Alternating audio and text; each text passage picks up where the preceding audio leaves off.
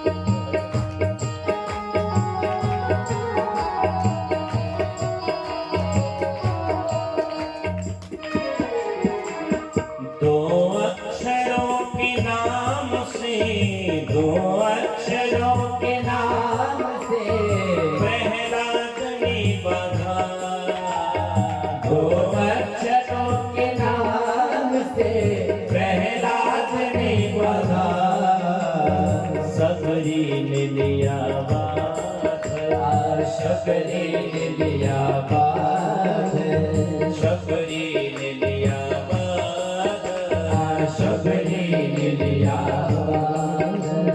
तुम बेर चार में बाधा था द्रौपदी ने, तुम चार तार में बाधा था द्रौपदी ने, तुम चार तार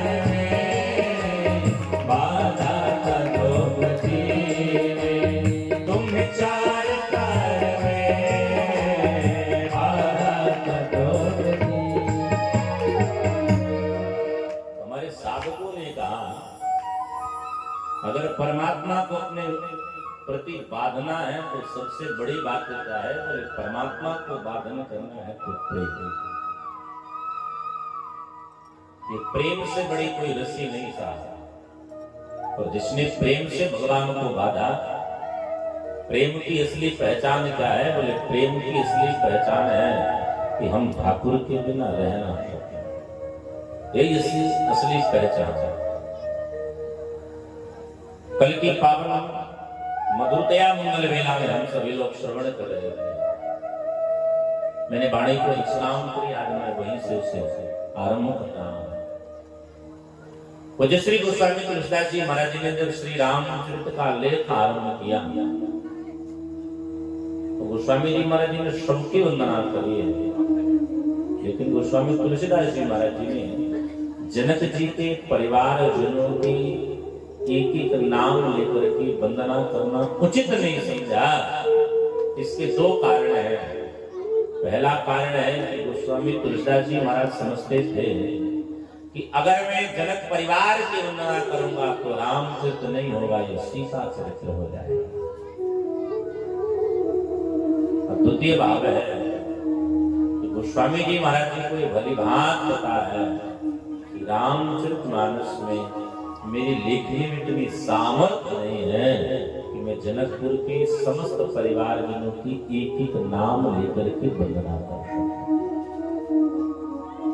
आगे गोस्वामी तुलसीदास जी महाराज से भगवती जानकी मैया की मंगल 9 दोहों में स्मरण करते हुए और हमारे ठाकुर राम जी की भी बड़ा दिव्य वंदना कराते हैं। वंदना राम रघुवर को हेतु कृषाणो भानु हिम कर को।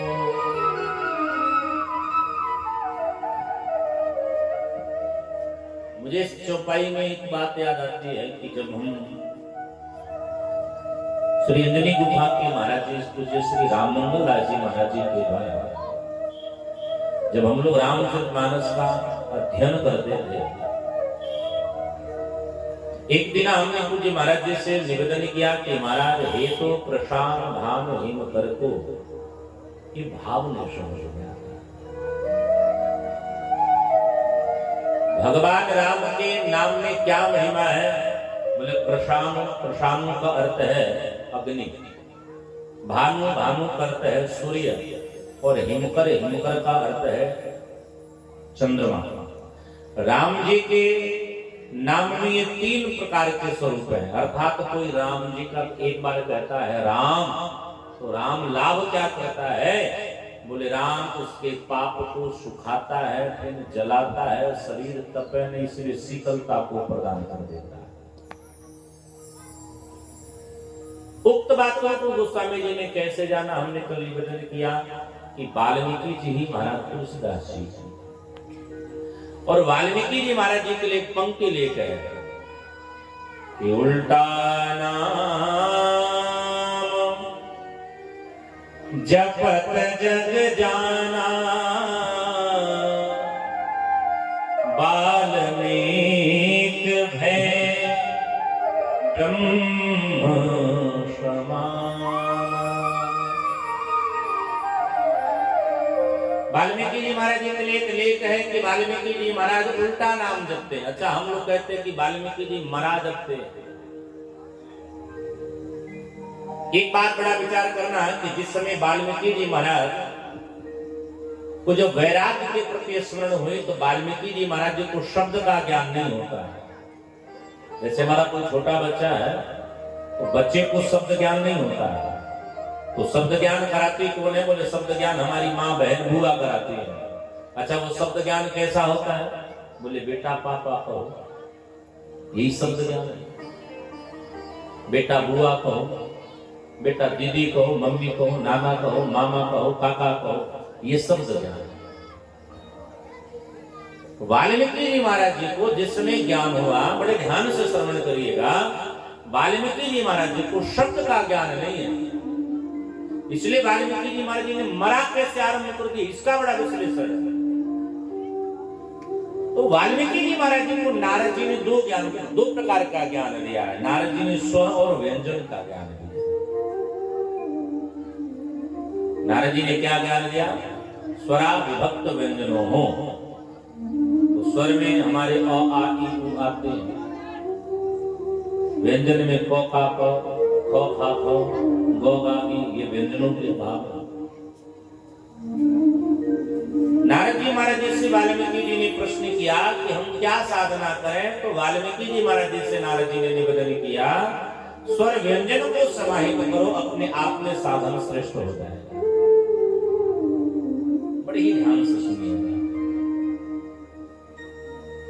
वाल्मीकि जी महाराज जी ने सबसे पहले जब कोई आरंभ की है, तो वाल्मीकि जी ने अ शब्द की उपासना आरंभ करी। अ, आ, ई, उ, ऐ आदि की उपासना करते करते स्वर को जब विश्राम किए, तो वाल्मीकि जी महाराज जब व्यंजन में प्रवेश किए हैं, तो व्यंजन का पहला शब्द क्या है? क।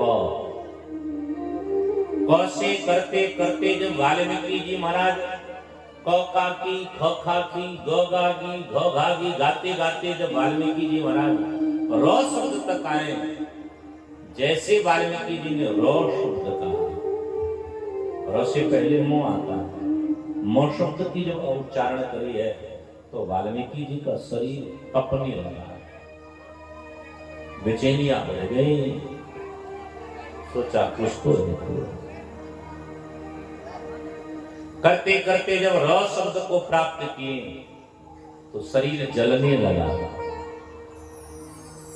वाल्मीकि जी ने विचार कर लिया, इस म और र में कोई लाभ है।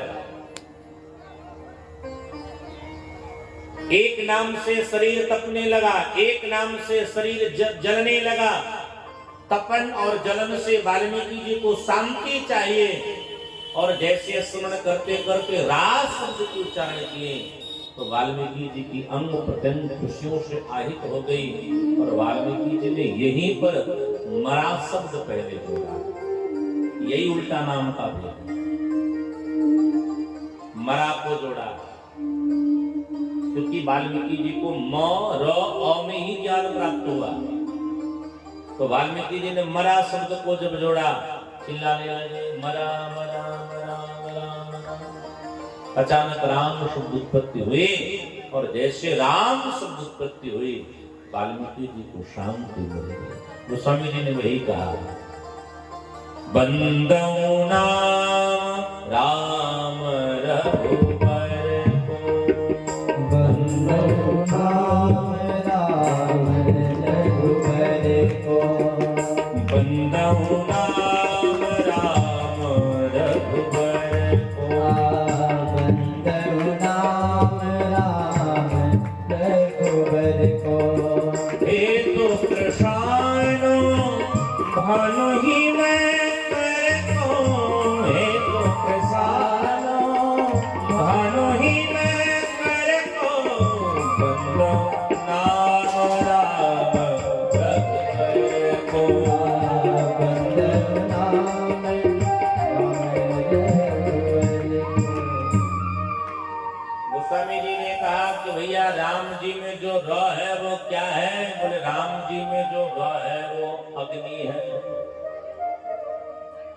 र में जो आकार का मात्रा लगा है वो क्या है? र में जो आकार का मात्रा लगा है वो सूर्य है। देखो कितनी सुंदर विश्लेषण है।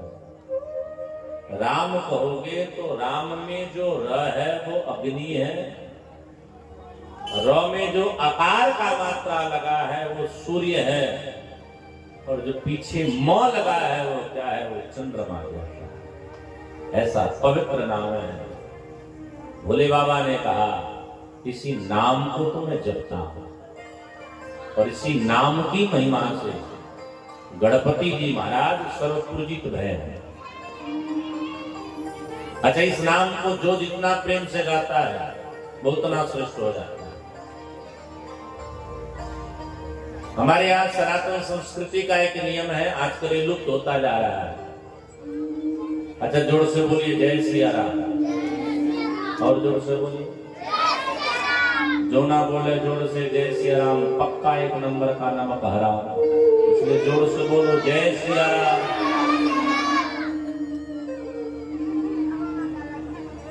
आजकल सोशल मीडिया पर मुजरा प्लेटफॉर्म निकाला है। मुजरा समझ रही हो ना? आप सब समझ रहे हो? रील्स कहते हैं। हमारी माताएं बहनें खूब ठुमका लगाएंगे फ्री फंड में। भैया सब भी खूब ठुमका लगा रहे फ्री फंड में। एक हमने पता नहीं करते, ज्ञान मैया की मूर्ति बन रही है, इसमें 8 हाथ है। देख लेना, किसी हाथ में मोबाइल नहीं है। यहाँ तो कम से कम सीखो आप। मोबाइल की भावना जब से आई तब से कल्याण की भावना गायब रह गई। आप जगत में प्रसिद्ध हुई है, पर नन्न बदन को दिखा के प्रसिद्ध मत हुई। ये मेरा एक प्रार्थना है। आप आगे बढ़ो, दिन रात आगे बढ़ो। अरे परमात्मा तुमको इतना धन दे कि अंबानी परिवार भी तेरे चरणों का दास बन जाता है, लेकिन सही मार्ग से धन कमाओ। सनातन संस्कृति का एक नियम था पहले कि प्रत्येक परिवार में भोजन करने से पहले क्या किया जाता था? बोले विष्णु सहस्त्र नाम का पाठ किया जाता था, गोपाल सहस्त्र नाम का पाठ किया जाता था। यह क्रिया हमारे भगवान भोले बाबा के भी दरबार में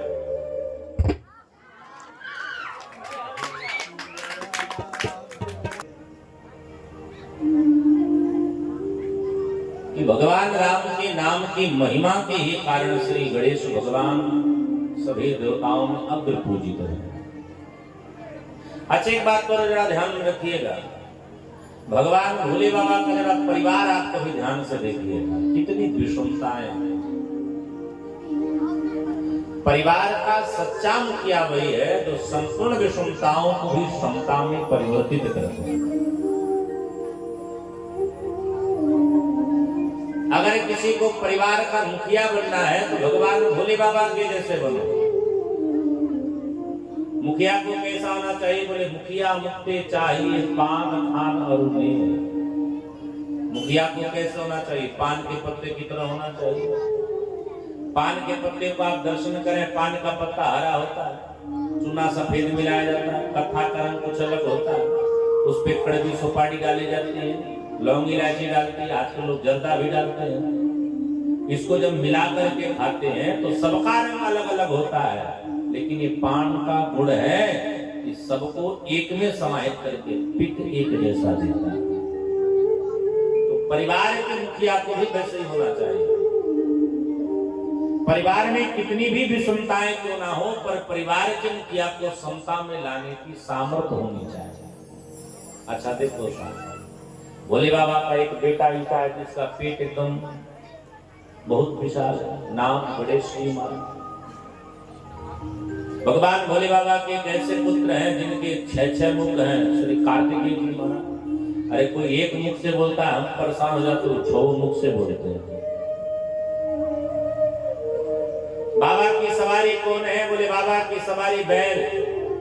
बाबा की पत्नी भगवती पार्वती मैया, पार्वती की सवारी कौन? बोले शेर। शेर बैलों को पावे घटाघट गटगा है। एक ऐसा बेटा है जिसका सवारी क्या है? बोले चूहा। बाबा के गले में क्या होता है? बोले नाग देवता। चूहे को नाग देवता बड़े प्रेम से गटक जाते हैं। बाबा का एक और बेटा है, नाम कार्तिकेय जी, सवारी क्या है? बोले मोर। सांप मोर को देखे तो क्या होगा आपको पता ही होगा। अच्छा ये सब तो ठीक है, काऊ के घर में एक भूत आ जाए तो दुनिया भर को जासोखा चले आते हैं। लेकिन बाबा के घरों में भूतों का ही अंबार लगा पड़ा है। लेकिन जितना इनके घर में शांति है, जितना इनके घर में प्रेम है, उतना कहीं नहीं है। कारण क्या है? इनके समस्त परिवार जनों के मुख में राम नाम की गुणगान है। एक बार की बात है कि शाम की वेला में भगवान भोलेनाथ जी को भूख लगी। मैया से बोले देव जल्दी भोजन करो। मैया ने कहा हमारे यहाँ का नियम है कि जब तक विष्णु सहस्त्र नाम का पाठ नहीं होता हम किसी को भोजन नहीं दे सकते। भोलेनाथ जी बोले जब तक तुम विष्णु सहस्त्र नाम का पाठ करोगे तब तक हम भूखे ही मर जाएंगे। मैया ने कहा इस परिवार का नियम है कि जब तक विष्णु सहस्त्र नाम का पाठ नहीं होगा तब तक हम भोजन नहीं करा सकते। बाबा ने कहा सुनो, 1000 विष्णु सहस्त्र नाम पाठ करने की अपेक्षा एक बार राम कह दो। एक राम कहने मात्र से 1000 विष्णु का नाम लेने का फल प्राप्त हो जाता है। इसलिए राम रामेति रामेति रमे रामे मनोरमे सहस्त्र नाम ततुल्यम राम नाम वरानने। हमारे यहाँ धर्म शास्त्रों में तो बड़ी बातें बताई गई। जैसे आजकल हम लोग स्नान करते हैं तो हम लोग गंगा मैया का नाम लेते हैं, हर हर गंगे। कोई हर हर गंगे करके स्नान करता है तो उस व्यक्ति को गंगा स्नान करने का फल मिलता है। लेकिन अगर किसी व्यक्ति को संपूर्ण तीर्थों का फल प्राप्त करना हो तो स्कंद पुराण में बड़ा एक स्पष्ट उल्लेख है कि किसी व्यक्ति को संपूर्ण तीर्थ का अगर फल प्राप्त करना हो तो स्नान करते वेला में उस व्यक्ति को 8 बार नारायण नारायण नारायण का नाम उच्चारण कर लेना चाहिए। 8 बार समाधितः कोई 8 बार नारायण नारायण शब्द का उच्चारण करता है तो पृथ्वी की संपूर्ण तीर्थों के जल का स्नान करने का उसे फल प्राप्त होता है। ये परिचर्या आपके जीवन में शांति कब प्राप्त होगी? जब आपके जीवन में होगा क्या? बोले परमात्मा के प्रति प्रेम होगा। और भोलेनाथ जी के तो एक एक परिवार जनों में राम का ही प्रेम है। इसलिए हमारे कहा गया है ब्रह्म राम ते नाम बढ़ बरदायक वरदान। रामायण सतकोटि महा लिय महेश जिय जान। अच्छा एक बात, देवता दैत्य और मनुष्यों की जानकारी हुई कि भोले बाबा के पास कुछ विशेष है। तो देवता दैत्य मनुष्य तीनों बाबा के पास पधारे और झगड़ने लगे। बोले हमें दे दो हमें दे दो हमें दे दो। भगवान भोलेनाथ जी ने तीनों से कहा, भाई तुम सब झगड़ क्यों रहे हो? तो देवताओं ने कहा, दैत्यों ने कहा, मनुष्यों ने कहा, यह रामचरितमानस हमको दे दिया। बाबा लगे विचार करने कि करे क्या।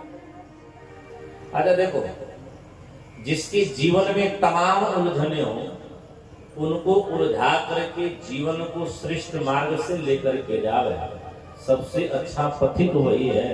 और यह बात भोले बाबा से बढ़िया कौन जानता है? जिनके लिए कहा गया है कि जिनके दरबार में आने मात्र से जीवों के वैर नष्ट हो जाते हैं, उनके दरबार में लोग लड़े तो क्या मतलब? बाबा ने कहा तुम सब शांत रहो। देखो भैया, हम 100 करोड़ रामायण है, हम एक चरित्र की बंटवारा नहीं करेंगे। 100 करोड़ रामायण है, हम सबको बांट रहे हैं। बाबा ने सबको बराबर बराबर बांट दिया और एक श्लोक बचा। उस एक श्लोक के लिए यह तीनों पुनः लड़ने लगे, बोले महाराज हमको दे दो। तो देखो भैया, जो श्लोक बचा था उसमें अनुष्टुप छंद के द्वारा 32 सुंदर शब्द बचे थे। कितने शब्द बचे थे? उस एक श्लोक में अनुष्टुप छंद के द्वारा 32 सुंदर शब्द बचे थे। बाबा ने कहा तुम सब चिंता मत करो, हम तुम सबको दान जरूर करेंगे। तो बाबा कृपा करके देवता दैत्य मनुष्यों को 32 में से 10-10 शब्द दे बैठे। अब बचा कितना? बोले 2। ये तीनों पुनः लड़ने लगे। बाबा ने कहा तुम सब बाकी लेकर के जाओ, ये 2 तो मेरा अनमोल धन है। और वो 2 शब्द क्या है? बोले 2 शब्द ही राम। बाबा ने कहा ये तो मेरा, पर ये मैं किसी को नहीं दे सकता। क्यों? क्योंकि इस नाम की महिमा बड़ी अद्भुत है। अच्छा बड़े ध्यान से सुनना, इस नाम की महिमा कितनी कही गई है। हमारे साधकों ने कहा कि राम नाम की इतनी महिमा है कि भगवान राम अपने नाम की महिमा को स्वयं नहीं जान पाते। क्योंकि राम एकता पचतीयता, राम एकता पचतीयता, राम एकता पचतीयता,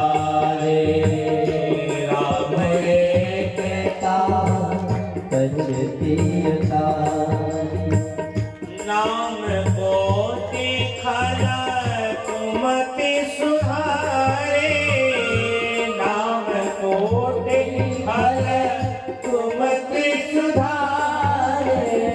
कहो कहाँ लगे नाम बढ़ाए, कहो कहाँ लगे नाम बढ़ाए।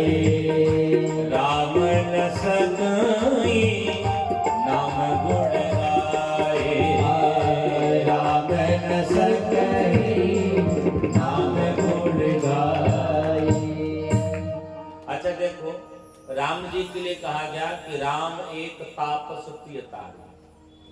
राम जी ने किसका कल्याण किया? बोले राम जी ने अहल्या का कल्याण किया। गौतम की पत्नी अहल्या,